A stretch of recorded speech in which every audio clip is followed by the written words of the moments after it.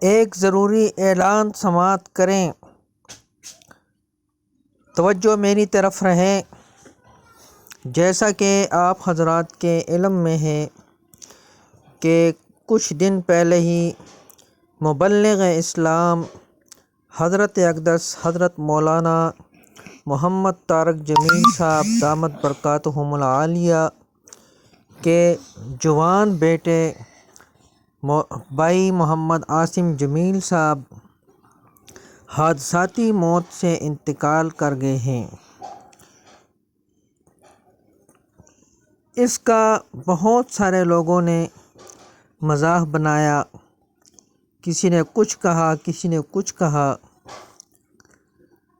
لیکن ہم حضرت اقدس حضرت مولانا طارق جمیل صاحب دامت برکاتہم العالیہ کے لیے دعا گو ہیں کہ اللہ تعالیٰ ان کو صبر جمیل عطا فرمائے اور ان کے بیٹوں کو، ان کے بھائیوں کو، ان کے اہل خانہ کو، ان کے پورے خاندان کو اللہ رب العزت صبر جمیل عطا فرمائے اور ان کے تمام گناہوں کو اللہ رب العزت معاف فرمائے اور ان کے لیے جو ہے صبر جمیل عطا فرمائے طارق جمیل صاحب کو۔